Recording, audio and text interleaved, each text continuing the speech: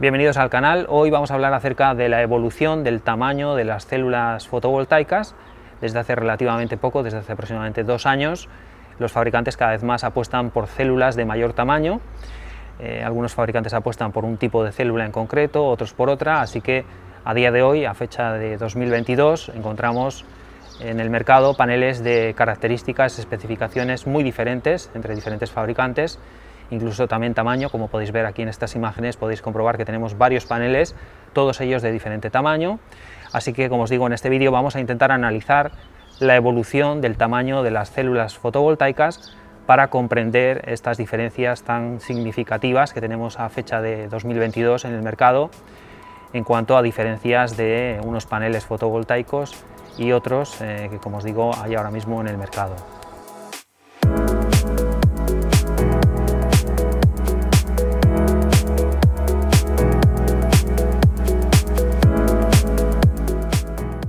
Como os comentaba en la introducción del vídeo, vamos a hablar acerca de la evolución del tamaño de las células fotovoltaicas para comprender las diferencias que hay a día de hoy entre los diferentes módulos que hay en el mercado, sobre todo en cuanto a tamaño, corriente, voltaje y potencia. Para ello vamos a comenzar hablando acerca del proceso de fabricación. Esquemáticamente podríamos decir que, partiendo del silicio en bruto, mediante procesos de fabricación se obtiene esta especie de lingote, el cual se corta en obleas para posteriormente esas obleas convertirlas en células fotovoltaicas. Posteriormente, estas células fotovoltaicas unidas unas con otras en serie formarían un módulo fotovoltaico. Así que, resumiendo bastante el proceso, este sería el proceso de fabricación de una célula fotovoltaica y de un módulo fotovoltaico. Aquí en esta imagen podéis ver el silicio en bruto, el lingote, lo que sería la oblea y posteriormente ya la célula fotovoltaica. En esta gráfica en color naranja podéis ver la evolución en cuanto al tamaño de los lingotes. Como podéis observar, han ido evolucionando hasta la actualidad, en la cual la mayoría de fabricantes optan por el lingote de 8 pulgadas y más recientemente por el lingote de 12 pulgadas.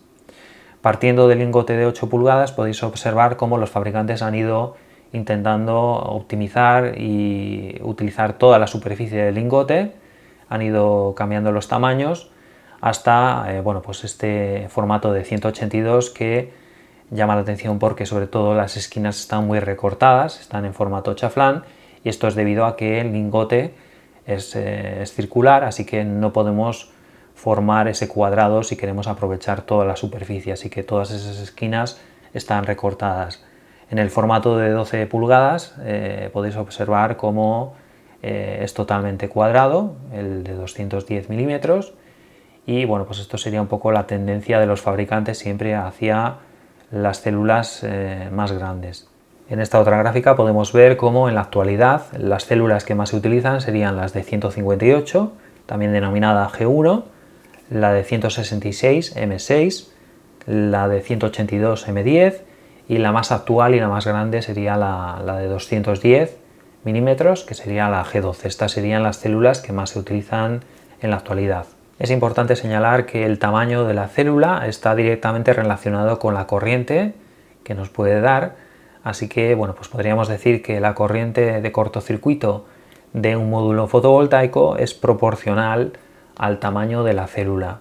Aquí en esta gráfica podéis ver cómo con una célula M6 de 166 en formato de media célula, es decir, si esta célula está implementada en un panel de media célula, es decir, está cortada en 2 trozos, ese panel nos puede estar dando en torno a unos 11,5 amperios de corriente de cortocircuito. Estaría dentro de los rangos de la mayoría de los inversores de uso residencial, pero cuando pasamos al formato M10 de 182 milímetros, como veis, ya pasamos a 14 amperios. Esto ya posiblemente estaría fuera del alcance de algunos de los inversores que hay en el mercado actualmente. Y ya si pasamos al formato más grande de célula, al G12, ya seguramente la mayoría de inversores de uso residencial no serían capaces de funcionar con este módulo fotovoltaico.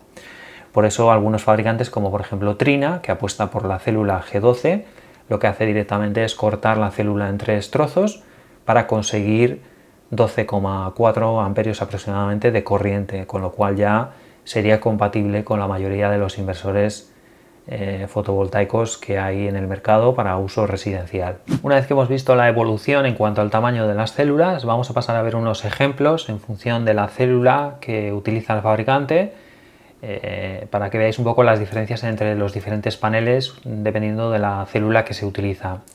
En este ejemplo podéis ver unos paneles del fabricante JA. El panel pequeño sería el más apropiado para tejado, para uso residencial, por ejemplo, y luego el panel más grande ya sería para uso en suelo, grandes proyectos, etcétera. Aunque bueno, ya sabéis que en España se suele preferir el formato más grande, aunque como os digo, es más recomendable el formato pequeño para tejado y sobre todo pues bueno, pues porque podemos adaptarlo mejor a pequeños espacios o incluso poder manipularlo mejor.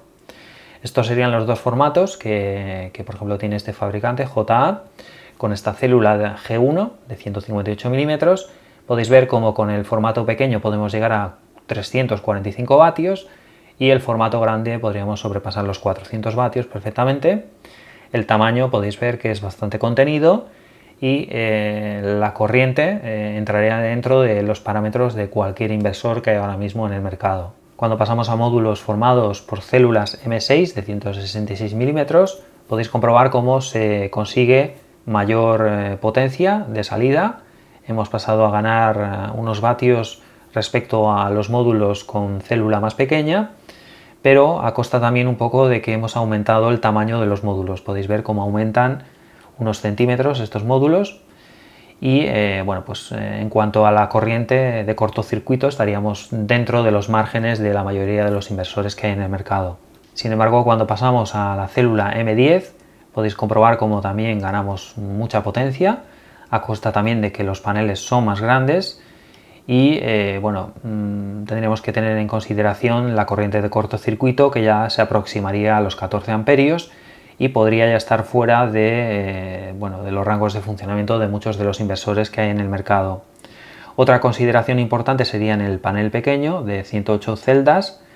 Este panel bueno, pues no sería compatible con algunos microinversores, como por ejemplo AP Systems, que recomienda en los últimos modelos de microinversores un voltaje de arranque de 32 voltios. Así que tendríamos que tener en cuenta que este módulo pequeño tiene 108 celdas y tiene un voltaje de apenas 31,6 voltios. Así que, como os digo, por un lado la corriente de cortocircuito y por otro lado el voltaje en el panel más pequeño. Cuando nos vamos ya a paneles de célula de mayor tamaño, podríamos llegar a pensar que ya estaríamos fuera de los rangos de la mayoría de los inversores que hay en el mercado para uso residencial debido a la corriente de cortocircuito, pero en este caso, por ejemplo, con paneles del fabricante Trina, este fabricante lo que hace es que corta la célula en 3 trozos para conseguir corriente de cortocircuito por debajo de los 12,5 amperios. Así que en este caso podéis ver que son paneles con unas dimensiones contenidas, potencia bastante elevada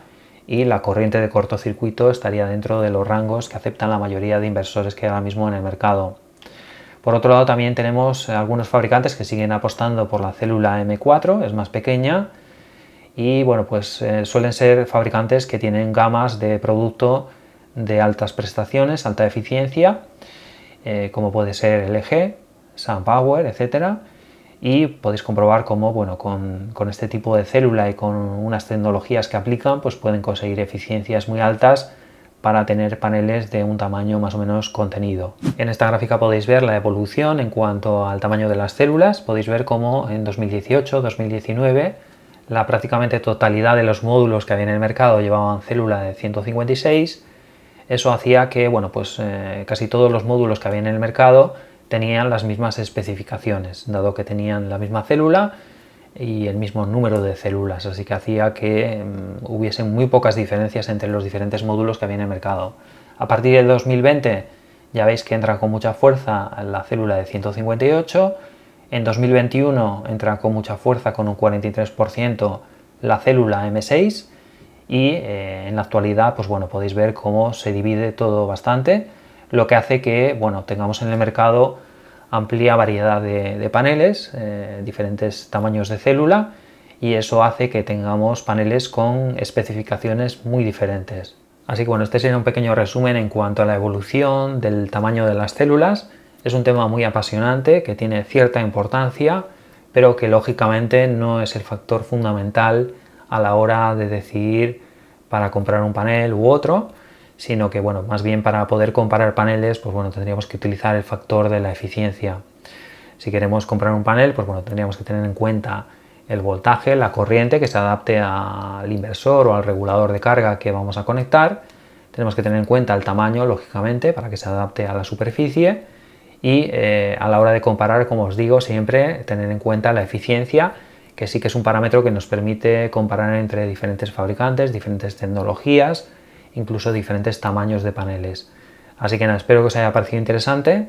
Intentaremos hacer algún vídeo más, sobre todo pues bueno, con las tecnologías nuevas que están por llegar, que van a hacer que los módulos aumenten ligeramente en eficiencia, como puede ser la tecnología TOPCon, las células tipo N, etcétera.